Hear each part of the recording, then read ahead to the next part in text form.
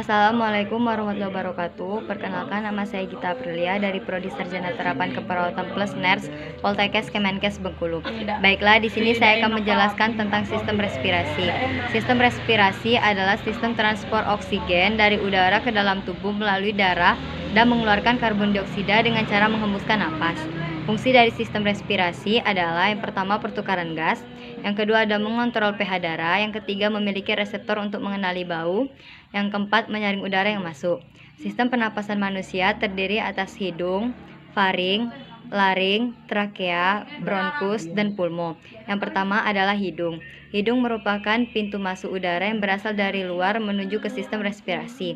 Fungsi dari hidung adalah menghangatkan, melembabkan, dan menyaring serta mendeteksi stimulus olfaktori. Yang kedua ada faring. Faring berfungsi sebagai jalur udara dan makanan. Terdapat ruang resonansi untuk suara. Ruang untuk tonsil yang berperan dalam sistem imun melawan benda asing mengumpulkan udara dari hidung dan membawanya ke trakea. Faring terdiri dari 3 regio. Yang pertama ada nasofaring, yaitu bagian superior dari faring, berfungsi menerima udara dari cavitas nasalis. Mempunyai 5 bukaan pada dindingnya, yaitu 2 nares internal yang mengarah ke tuba eustachius dan menghubungkan nasofaring dengan telinga tengah dan menyetarakan tekanan udara pada kedua sisi gendang telinga. Pada posterior terdapat adenoid.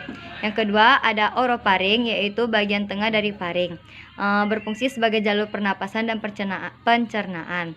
Terdapat 2 pasang tonsil, yaitu tonsil palatin dan lingual. Yang ketiga adalah laryngofaring, yaitu bagian inferior dari faring, yang mana merupakan jalur respirasi dan digestif.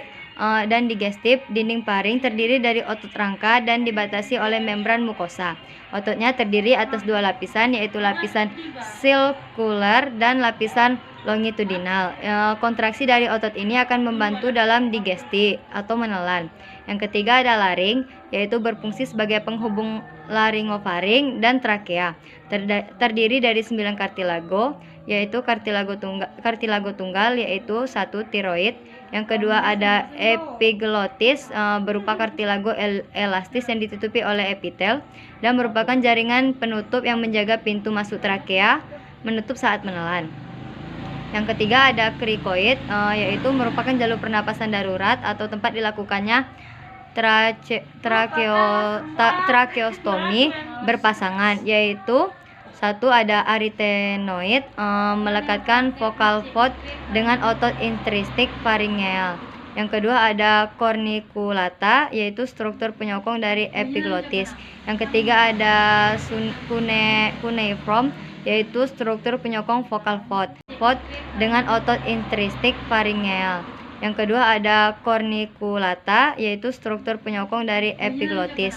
Yang ketiga ada cuneiform, yaitu struktur penyokong vocal cord. Yang keempat ada trakea, yaitu merupakan bagian yang mengarah dari laring ke paru-paru atau ke bronkus. Lapisan dinding trakea terdiri atas mukosa, submukosa, tulang rawan hialin, dan adventitia yang berfungsi untuk menghubungkan trakea ke jaringan sekitarnya. Yang kelima ada bronkus, yaitu merupakan percabangan dari trakea menjadi bronkus, sinestra, dan dextra, yaitu kiri dan kanan. Bronkus primer dextra menuju ke paru-paru kanan. Struktur lebih vertikal, pendek, dan lebar dari bronkus sinistra. Bronkus primer sinistra menuju ke paru-paru kiri. Yang keenam yaitu paru-paru atau pulmo, adalah sepasang organ berbentuk kerucut yang terdapat pada vakum torakik, terdiri atas lapisan pelindung atau pleura dengan susunan membran pleura, lapisan superficial atau pleura parietal, lapisan dalam atau pleura visceral, dan rongga pleural yang mengandung surfaktan untuk mengurangi gesekan antara membran saat bernapas. Baiklah, itu saja penjelasan dari saya mengenai sistem pernapasan. Lebih dan kurang saya mohon maaf. Wabillahi taufiq wal hidayah. Wassalamualaikum warahmatullahi wabarakatuh.